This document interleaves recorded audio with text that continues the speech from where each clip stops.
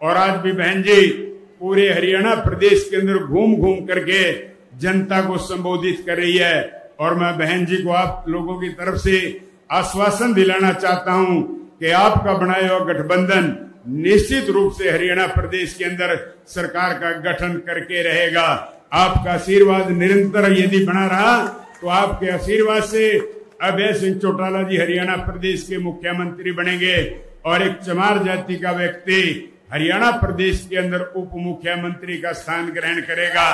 तो दोस्तों मेरी आप सबसे यही प्रार्थना है कि बहन जी के बनाए इस गठबंधन को तेज गति से चलाने का काम करें। 36 बरादरी के लोग इस गठबंधन के साथ दोस्त जुड़ते जा रहे हैं और मैं फिर से बहन जी का यहाँ पहुंचने पे स्वागत करता हूँ, आभार व्यक्त करता हूँ कि आप लोगों ने एक कमेरे वर्ग का और एक कमेरे वर्ग के कमाने वालों का, हरिजन का और कृषि खेती करने वाले का और मेहनत करने वाले लोगों का एक ऐसा गठबंधन बनाया है जो सबके ऊपर भारी पड़ रहा है और निश्चित रूप से हरियाणा प्रदेश के अंदर विजय की पताका फहराने का काम करेगा।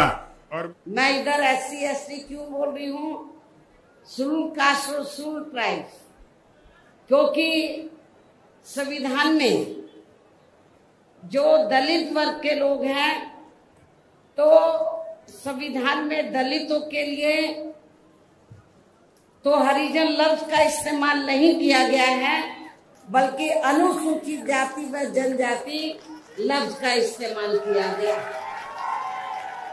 मैं चाहूंगी इन लोगों के जो पूर्व स्टेट अध्यक्ष हैं तो मेरे ख्याल वो भारतीय संविधान को जरूर स्टडी करें, पढ़ें और ये देखें कि अनुसूचित दलितों के लिए क्या लफ्ज इस्तेमाल किया गया है।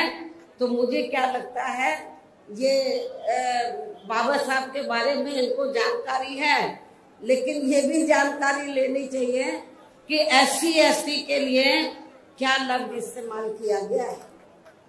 क्योंकि मुझे याद है सन 1977 में जब मैं वकालत की पढ़ाई कर रही थी, LLB फर्स्ट ईयर की स्टूडेंट थी, दिल्ली यूनिवर्सिटी से पढ़ रही थी। 1977 में जनता पार्टी की सरकार बनी और इन्होंने वोट क्या कह के लिया था कि हम स्वर्गीय श्री बाबू जगजीवन राम जी को देश का प्रधानमंत्री बनाएंगे, जिसको कांग्रेस ने नहीं बनाया। कांग्रेस ने भी नहीं बनाया जिनको, और जनता पार्टी ने भी नहीं बनाया 77 में। तो दलित वर्ग के लोग, अनुसूचित जाति जनजाति वर्ग के लोग पूरे देश में बहुत नाराज थे, खफा थे। तो उस समय उन्होंने दिल्ली में एक 3 दिन का जाति तोड़ो सम्मेलन रखा और उसमें ऑल इंडिया की तरफ से तो यूथ की तरफ से, नौजवानों की तरफ से मुझे उन्होंने इनवाइट किया बोलने के लिए। और जब मैं उस सम्मेलन में बोलने के लिए गई तो वहां पर जितने भी जनता पार्टी के नेता थे तो वो बार बार हरिजन हरिजन इस्तेमाल कर रहे थे। तो मैंने उनको कहा कि एक तरफ तो आप जाति तोड़ने की बात कर रहे हैं और दूसरी तरफ आप हरिजन कह रहे हैं। यदि हम इसको पॉजिटिव सेंस में ले तो हम तो हरि का मतलब ईश्वर, हम तो ईश्वर की औलाद होगी, तो बाकी लोग क्या शैतान की औलाद है।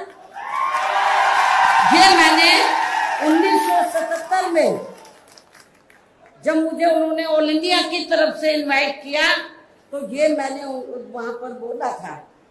तो उधर ही जो जनता पार्टी के जो नेतागण लोग थे उन्होंने माफी मांगी और कहा कि मैंने बोला कि आपको सरकार संविधान से चलती है और संविधान के हिसाब से आप लोगों को जो वीकर सेक्शन के लोग हैं तो उनको अनुसूचित जाति जनजाति और अन्य पिछड़ा वर्ग बोलना चाहिए, तो ये ज्यादा बेहतर होगा।